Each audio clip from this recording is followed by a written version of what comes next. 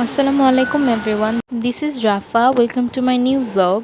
এটা গত মঙ্গলবারের ক্লিপ। আমি সারাদিন কোনো ক্লিপ রেকর্ড করি নাই, কারণ পড়াশোনা নিয়ে বিজি ছিলাম।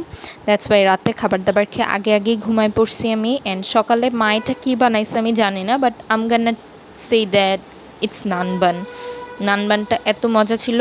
নর্মাল ইনগ্রিডিয়েন্ট দিয়ে বানানো হয়েছে, কোনো বাটারও ইউজ করা হয়নি এটাতে, বাট স্টিল এটা এত মজা লাগতেছিল।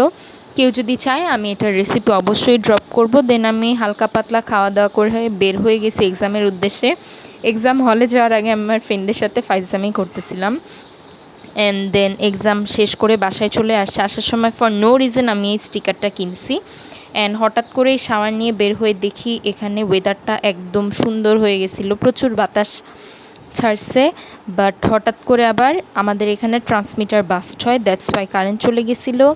অ্যান্ড আমার এত খিদা লাগছে, আমি এই গরমের মধ্যে অন্ধকারে বসে বসে খাওয়া দাওয়া শেষ করে আই ডিসাইডেড যে না, এখন একটু রেস্ট নেই। মানে আমার এভাবেই সময়গুলা যায়। পড়ার জন্য সময় পাইলেও আমি কী করি, পড়তে বসি না, রেস্ট নিই, এটা করি ওইটা করি, মোবাইল ঘাটাঘাটি করি।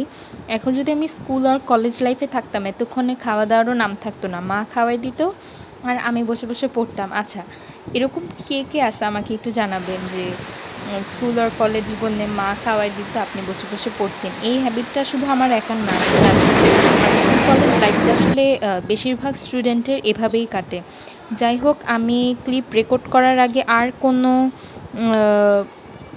মানে ঘুমাইতে যাওয়ার আগে আর কোনো ক্লিপ রেকর্ড করি নাই। কারণ ছিল যে ঘুমে অবভিয়াসলি কেউ মোবাইল নিয়ে বসবে না।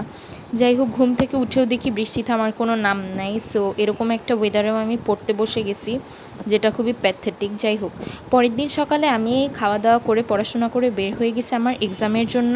অ্যান্ড ওইখান থেকে আমি আমার স্টুডেন্টকে পড়াইতে গেছেন, বাসায় চলে আসছি। বাসায় এসে দেখি ওই দিনও বৃষ্টি, মানে ওই দুদিন টানা বৃষ্টি হয়েছে। অ্যান্ড মা ভাবলো যে না, আজকেও কিছু ক্রিস্পি করা যাক, দ্যাটস ওয়াই পাকোড়া বানাইছে নুডলস দিয়ে, অ্যান্ড সাথে ছিল মুড়ি। এই এরিয়াটায় আসার পরের থেকে আমি বিয়ের গেট সাজানো দেখে আমি জানি না, প্রতি মাসেই কারো না কারো বিয়ে থাকে। প্রতি মাসে না হোক, 6-7 মাসের মধ্যে কারো না কারো বিয়ে থাকে। মানে আমার ক্যামেরা কোয়ালিটি এত ভালো না দেখে আসলে বোঝাও যায় না, লাইটিংগুলো অনেক সুন্দর।